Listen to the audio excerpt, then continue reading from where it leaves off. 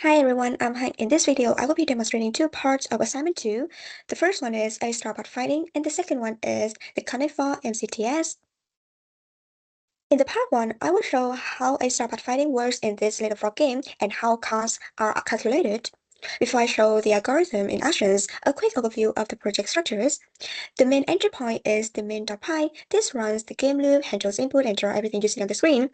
And the A-star pathfinding logic and grid representations lives in A-star pathfinding.py. That's where the actual path search and path smoothing are implemented. The frog movement and path following behavior are defined in frog.py. It takes the path from A-star and turns it into smooth motions. The word layout and obstacle are setting up in the word.py, which is the A-star need to know where it can and can't work. General setting like window size and color are setting in the setting.py, and hyper the functions such as the grid overlay are in the unity.py. So we turn to the main.py and run it. So you can control the scene just a few keys. For example, the left click is to tell the frog where to go. If you press G is to toggle the grid overlay. Press C to compare diagonal movement with a straight up, down, left, and right movement. If you press R is to restart the scene. So now, first let me turn to the grid overlay. And think of each square in this grid as the node the frog can stand on. The edge algorithm doesn't work directly with continuous pixels. Instead, it works on this grid of cells. When I ask the frog to move somewhere, the algorithm is actually finding the route from the start cell to the goal cell, moving from one square to a neighboring square. When I click here, you can see a color path appear and the frog start following it. Behind the scene, A star is exploring possible route on the grid and choosing the cheapest one. So each step the frog could take has a cut. Moving straight up, left or right is considered as cost of 1. Moving diagonally, like up, right, or down left, is a bit longer distance. So that's treat about like 1.4. So a path that use lots of diagonals can often be shorter overall than one that zigzags in a stair pattern. To decide which route to pick, the editor keeps track of two ideas for each grid square. The first one is how expensive it's been to get there so far from the start, and a guess how far it is still to go measures the straight line distance. It adds those together to get the total score for each candidate square. So it always expand the square with the lowest order first, so it's tend to head toward to the goal while avoiding expensive detours. So if I click again, here I will show some statistics about the path that A-star found. The first one is the length. It's the physical length in the path of the part in the pixel. Basically, the sum of all line segments, as you can see. The waypoint is how many turning point or key positions the frog will follow. As you can, there is some like small dot here. Also, the time is how long it took to compute that part in milliseconds.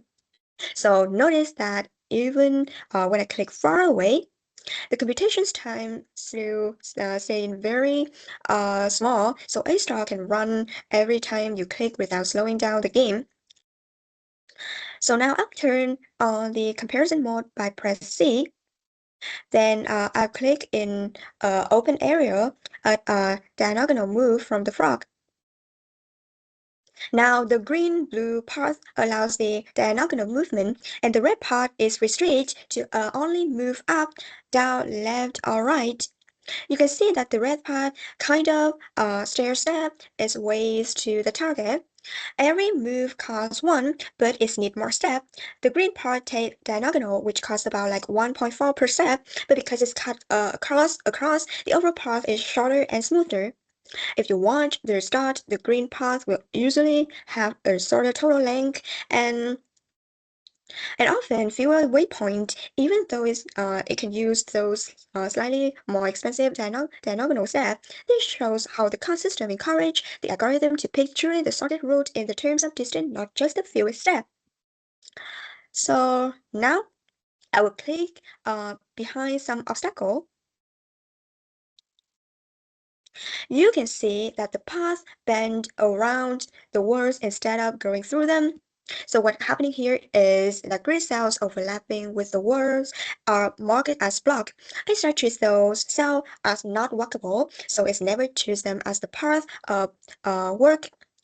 So there's also important subtlety with diagonals because the frog is not allowed to squeeze through the tight canal. For example, I move the frog into this one, and the frog, as you can see, the frog not allowed to squeeze through around the diagonal where the bullseye are blocked. For example, if the cell directly above and directly to the right of the frog was we don't allow a diagonal move into the corner between them. Thus prevent the path from cutting unrealistically through the canal of obstacles. So visualize when you see the path wrapping nicely around the canal instead of clipping through them. That's because of the cause and walkably check down those neighboring cells. So I will create a long path around the obstacles. If you look closely into the green part, it doesn't follow a perfect step-by-step the grid pattern. Instead of bending at every single grid square, many little zigzags have been removed. So after an A star finds the valid grid parts, the game runs smoothly instead. Let's look at sequences of waypoints and check from this point. Can the frog travel in a straight line to a farther point without crossing any obstacle? If the answer is yes, it removes the middle waypoint. You can think of like pulling a string tie between the point we're still staying outside of the world. The result is a path that is safe but visually smoother and shorter with fewer waypoints for the frog turn at. So now uh, you could watch how the frog actually follow the path. As you can see, the frog actually like it doesn't teleport from one point to the next point. Instead, it accelerates and then gently slows down as it branch a waypoint. Then it smoothly curves toward the next one. So the green dot or small circle along the path is effectively a waypoint. The frog gets close enough to a waypoint and is advanced to the next one. That close enough radius is what makes the movement look natural. If it has to hit the exact pixel, it would jitter to make the step turn. So this combinations of A-star choosing the waypoint and the movement system smoothly steering toward each waypoint is what makes the path both optimal in terms of distance and pleasant to watch. So to summarize, the word is discretized into the grid nodes that the frog can walk. The HR assign a cost to each step, one for step move and 1.4 for diagonals, and use a straight line distance to estimate and guide its search toward the wall. It's avoid the block cells and prevent the cutting through the canal. So the path always go around the obstacles. After a raw grid is found, a small step removes unnecessary bend. It gives you a clean, curving look like a line you see. And finally, the following path waypoint by the waypoint with smooth accelerations and the decelerations. So moving to part 2, I will present my Connect 4 game and explain how the MCTS algorithm is used to make intelligent decisions during the gameplay. So now I will run the Connect 4 MCTS game. When you start a game, you will see the main menus. So the available controls are the human versus human, human versus AI, and AI versus AI. I can also change the AI difficulties. For example, the E for easy, M for medium, H for hard, and X for expert. During the game, the R restart the match and the M return to this menu. So for the demonstrations, I will select the human versus AI where I place the player 1 in red and AI is player 2 in yellow. So you will see that the difficulties of the AI level directly controls how much thinking the AI does per move. On the easy, the AI runs small numbers of fast simulations. On the expert, it runs many more simulations before committing to a move. So, more simulations mean the AI has played more what-if games in its head, which usually lead to stronger decisions but also increase the computational cost and thinking time. So, I will pursue for human versus AI. So on the left side, during the gameplay is the standard connect for bot, and the right side is an analytic panel that visualize what MCTS algorithm is thinking about. So I will start dropping a recipe into this column. Now, as you can see, I will read again. I will restart it and I drop this piece. You can see that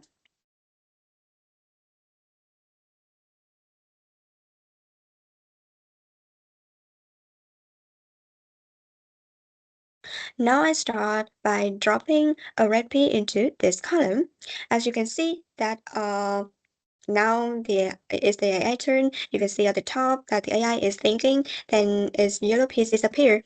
So the conceptually what the AI just did is like from the current board positions is consider every legal column could play in. For each possible column is play out many imaginary future game very quickly until each game ends in a win or a loss draw. A very thousand the simulated game the AI build started about like often it win if it start with column zero or often win with start with the column one and so on for all the column.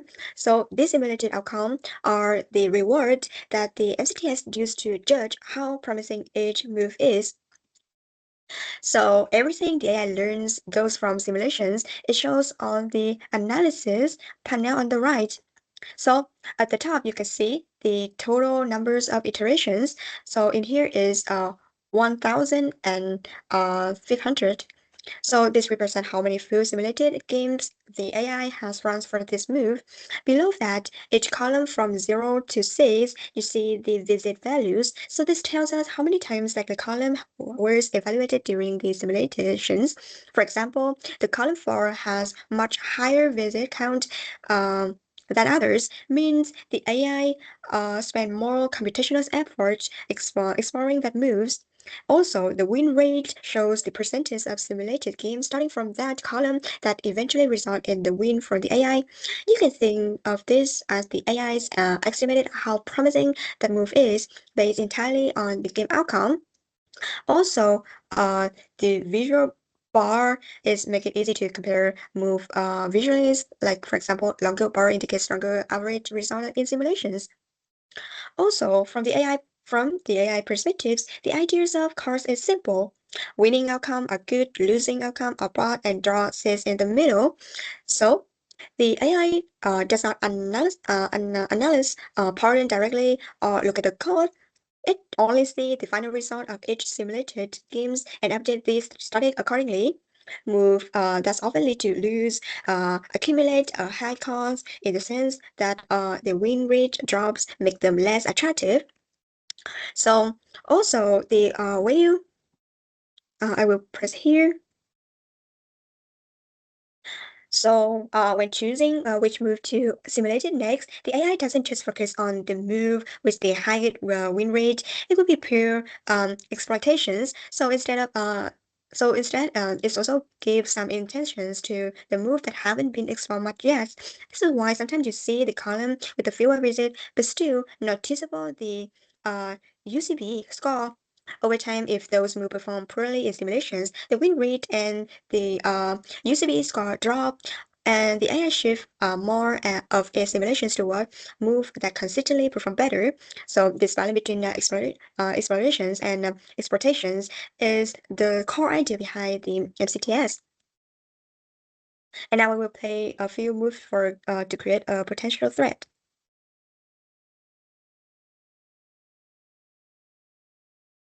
So as you can see, here's the AI block my thread. And if we look at the analysis panel, uh, the blocking column has the higher visit count and relatively strong win rate and is selected as the best move. That's because many simulated futures where the AI does not block, the game quickly ends in the lose for the AI. And those lose reduce the win rate of the non-blocking blocks move, making them like unattractive. So the cost is ignoring my threat appear directly as simulated lose, and MCTS use that signal to learn that blocking is the better options.